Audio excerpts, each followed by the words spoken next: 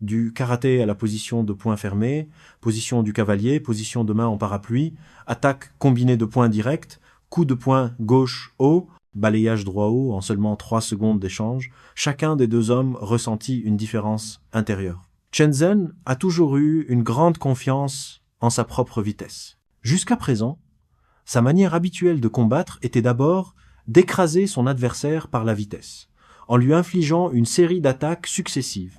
Mais cette fois, même ses poings et pieds aussi rapides furent tous calmement contrés par Li Shimeng, comme si chaque mouvement qu'il allait exécuter avait été perçu à l'avance. Ainsi, Chen Zhen perdit toute assurance intérieure, tandis que Li Shimeng trouva le style de Chen Zhen plein d'imprévisibilité. Li Shimeng, ayant parcouru le monde du karaté japonais pendant de nombreuses années, est considéré comme le meilleur expert du Japon actuel. Dans sa vie, lorsqu'il affronte des gens, il peut facilement discerner la trajectoire des points adverses et prévoir la ligne d'attaque de leurs coups. Mais les mouvements de poing de Chen Zhen ne suivaient aucune règle. Il ne pouvait que s'appuyer sur ses années d'expérience réelle et sur ses réflexes physiques pour répondre à ses attaques. Et pour l'instant, il ne parvenait toujours pas à comprendre comment Chen Zhen allait attaquer ensuite.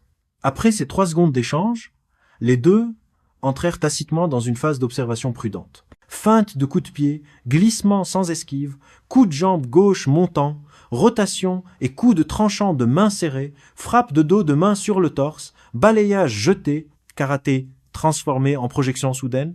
Au moment où Chen Zhen fut projeté au sol, il fut extrêmement surpris.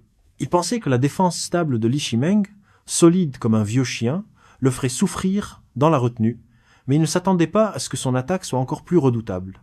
Que Chen Zhen ressente une telle pression était donc bien compréhensible, car cette série d'actions puissantes de Li Shimeng incarnait profondément les 2 concepts fondamentaux du karaté, le coup unique fatal et le principe d'opportunité.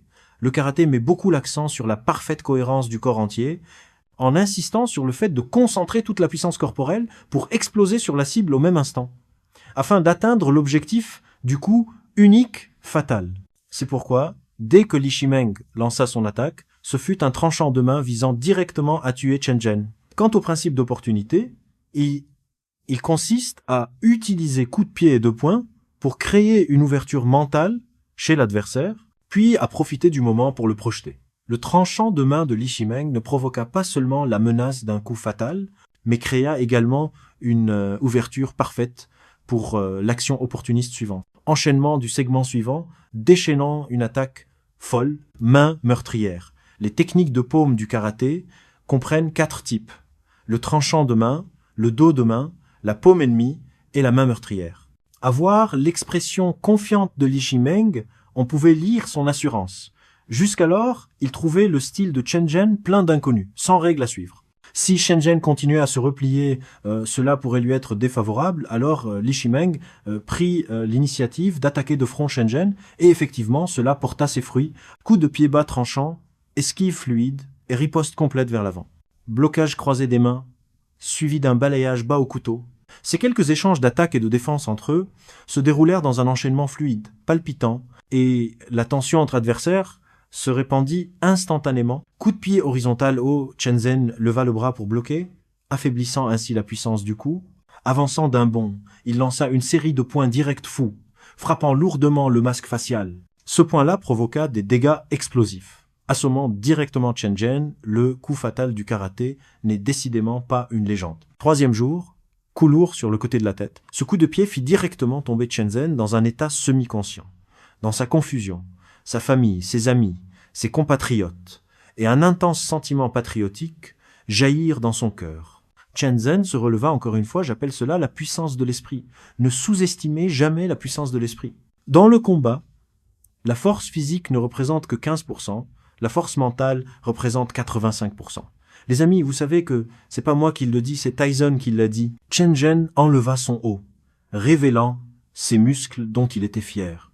À ce moment précis, pourquoi Chen Zhen enlève-t-il son vêtement pour montrer ses muscles? Je laisse cette question à mes frères devant l'écran. À voir l'expression de Li Shimeng, il est évident qu'il fut choqué. Garde droite, esquive vers l'avant et en bas, coup intercepté, point gauche en estoc, point droit en frappe, crochet gauche dans l'abdomen, crochet puissant au visage d'Ishimeng fut stupéfait, Chen Zhen avait non seulement bloqué son attaque, mais exécuté une magnifique contre-attaque.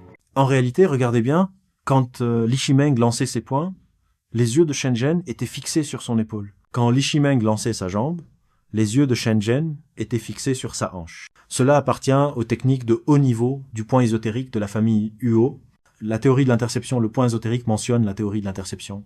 Lorsqu'on sort un point, les épaules bougent d'abord. Lorsqu'on lance une jambe, la hanche bouge d'abord. Avant qu'une personne ne donne un coup de poing ou de pied, il y a une réaction préliminaire du corps. En observant cette réaction préalable de l'adversaire, on peut anticiper et bloquer son attaque. Ces quelques défenses et contre-attaques de Chen Zhen incarnent l'essence même de la théorie de l'interception. Crochet à l'abdomen, rotation aérienne, coup de pied latéral, transformation en coup latéral, coup de genou latéral, tranchant de main en riposte, interception et écrasement du pied, avancée, basse et esquive, saisie de coude Qianwan.